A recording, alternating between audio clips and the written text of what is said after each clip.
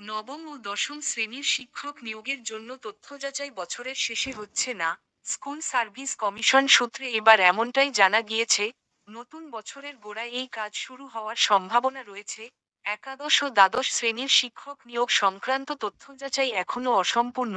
সেই কারণে এই সিদ্ধান্ত নেওয়া হয়েছে। প্রথমে নবম দশম শ্রেণীর শিক্ষক নিয়োগের জন্য তথ্য যাচাইয়ের জন্য 2025 সালের 26শে ডিসেম্বর দিনটিকে ধার্য করা হয়।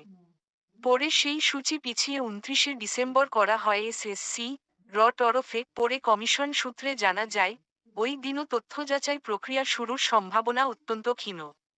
কমিশন জানিয়েছে, একাদশ দ্বাদশ শ্রেণীর শিক্ষক নিয়োগ সংক্রান্ত তথ্য যাচাই এখনও সম্পূর্ণ হয়নি।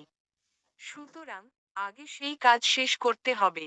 তারপরে নবম দশম শ্রেণীর তথ্য যাচাই শুরু করা সম্ভব হবে। উল্লেখ্য, কলকাতা হাইকোর্টের নির্দেশে আগামী সপ্তাহ থেকে একাদশ দ্বাদশ শ্রেণীতে 150 জন চাকরিপ্রার্থীর তথ্য যাচাই প্রক্রিয়ার প্রস্তুতি নিচ্ছে এসএসসি। আদালতের নির্দেশ, যেসব প্রার্থীরা আবেদনপত্রে জাতিগত বিভাগ উল্লেখ করেননি বা সংশোধনের একাদশ দ্বাদশ শ্রেণীর শিক্ষক নিয়োগ সংক্রান্ত তথ্য যাচাই এখনও সম্পূর্ণ হয়নি। সুতরাং আগে সেই কাজ শেষ করতে হবে।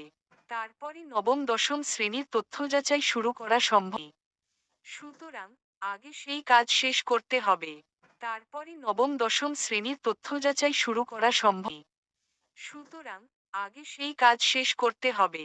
তারপরে নবম দশম শ্রেণীর তথ্য যাচাই শুরু করা সম্ভব হবে। উল্লেখ্য, কলকাতা হাইকোর্টের নির্দেশে আগামী সপ্তাহ থেকে একাদশ দ্বাদশ শ্রেণীতে 150 জন চাকরিপ্রার্থীর তথ্য যাচাই প্রক্রিয়ার প্রস্তুতি নিচ্ছে এসএসসি।